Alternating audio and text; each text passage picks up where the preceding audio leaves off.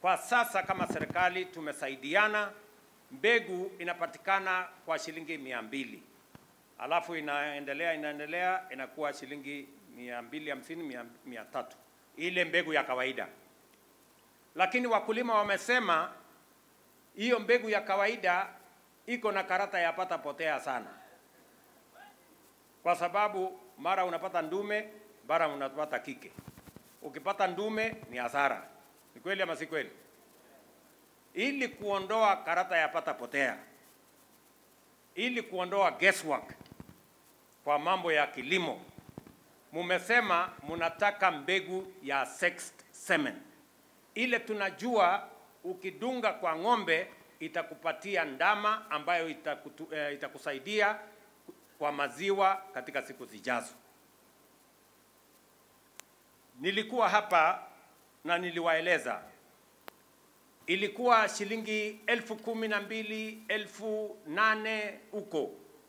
Tukasema kama serikali wacha tupunguze. Tukapunguza kutoka 8,000 mpaka shilingi 2,900. Lakini bado inafika kwa mkulima na shilingi 4,000, 5,000, 6,000. Ni kweli ama si kweli? So, na nimewasikiza wakulima kwa makini wakinieleza. Na jana niliongea na Wizara ya Kilimo, na leo mimi nataka nitangaze hivi ya kwamba kuanzia tarehe 1 mwezi ujao, mwezi wa 7, hawa watu wa wizara waende wajipange. Kuanzia tarehe 1 mwezi ujao, Julai, tarehe 1 Julai, tunapunguza gharama ya sexed semen. Hiyo munanunua shilingi 4,000. Tunapunguza mpaka shilingi 1,000. 1,000. Tunaelewana? Shilingi ngapi? 1,000. Sasa wewe Bwana Gitonga, mimi niko na shida kidogo. Kwa sababu hata tukipunguza ikuje 1,000, sitaki tena nisikie mkulima amelipa shilingi 2,000. Hapana. Hapana. Hata kama utaongeza pesa ya sijui nani hapo, isipite shilingi 1,400. Na unaweza kuongeza 400, 300 ama 400. Isipite hapo. Ama mnasemaje wakulima? Si ndio? Ndio ukisavu ng'ombe yako ujue uko na ndama ambayo ni ya quality ya juu, na hauwezi kuwa na guesswork ya kubahatisha kati ya ndume na ng'ombe kike. Tayari kama serikali tumenunua milk coolers 230 ambayo tutawapatia wakulima wetu wote wa Kenya. Hapa Meru tunawapatia Bwana PS, mama hapo, huyu PS atahakikisha kwamba Meru Dairy mnapata milk coolers 15 zingine mwezi huu na mwezi ujao.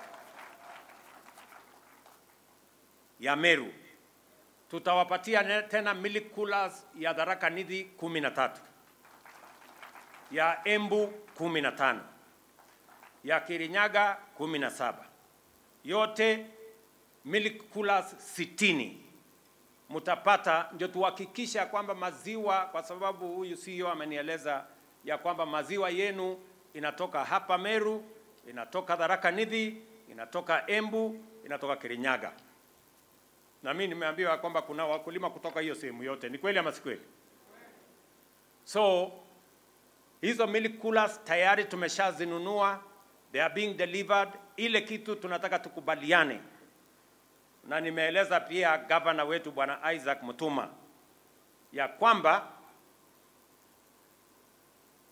tusaidiane na county government na watu wa Meru Dairy, ili tukilete milk cooler hatutaki ikuje iwe ni sinema, tunataka ikuje isaidie wakulima. kuwe kumejengwa mahali hiyo milk cooler itawekwa, kuwe na stima pale, na kuwe na management ambayo itasimamia ndio iweze kuwa msaada kwa wakulima. Mbali na msaada ambao tunatoa kama serikali kwenu, pia tumeamua kama serikali ya kwamba tutawaruhusu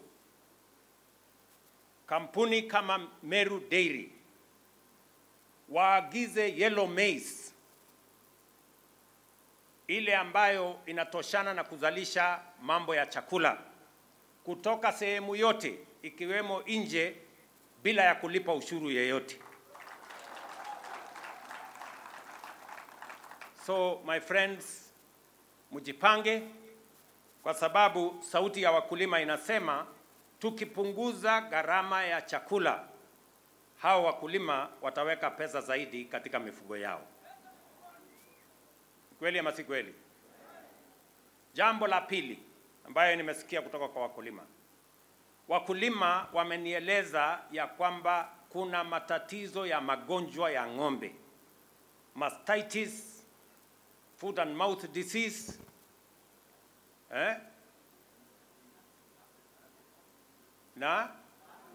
na lumpy skin. Mimi nataka niwaambie PS wangu wa mambo ya livestock yuko hapa. Tayari kama serikali tumefanya mpango mzuri, na kuanzia wiki ijayo waziri wetu wa kilimo na PS wake wataanzisha program ya kitaifa ya vaccination ya ng'ombe, na mimi nawaeleza waanze na hapa Meru, ndio tuwapunguzie mambo ya magonjwa, kwa sababu ng'ombe akiwa mgonjwa anapunguza maziwa, inakuwa ni gharama kwa mkulima na inaturudisha nyuma. Mimi nimeamua kama kiongozi wa taifa hii, tutapanga mambo ya maendeleo ya Kenya. Hii Kenya kwa mapenzi ya Mungu tunataka tuhakikisha kwamba tunaibadilisha kwa miradi na mipango ya maendeleo, na tunawaunganisha Wakenya wote. Na ndio sababu tumesema wale hawataki kufanya kazi wanaweza kuendelea na porojo na propaganda na hiyo ingine. Huyu deputy wangu huyu Professor Kithure Kindiki, at least for the first time niko na mtu ambaye anaelewa kazi inaendelea namna gani na anasaidia kusukuma hiyo kazi. Sio mtu panganga tu sijui nini. Hapana, hiyo hapana. No. Mimi vile vile nataka niwaeleze kama viongozi wa Meru. Mimi nataka Meru hii watu wakae pamoja. Mimi nakazana kuunganisha Kenya. Huyu Oparanya hatukukuwa upande moja kwa siasa iliyopita. Ni kweli ama si kweli? Lakini kwa sababu ya umoja wa taifa letu la Kenya, na ili tuweze kupata nafasi mzuri ya umoja, ndio tuweze kusukuma mambo ya maendeleo ya taifa letu la Kenya, umoja ni ya muhimu.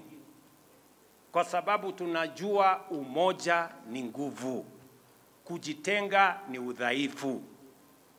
Na ndio sababu mimi kama kiongozi wa taifa hii nitawaunganisha Wakenya wote, tuweze kutembea safari moja, na tuweze kuhakikisha kwamba maendeleo inapatikana, kilimo inashughulikiwa, watoto wetu wanasoma, tunapanga mambo ya maendeleo ya taifa letu la Kenya, kwa sababu hayo ndio majukumu mmetupatia kama viongozi wa taifa letu la Kenya.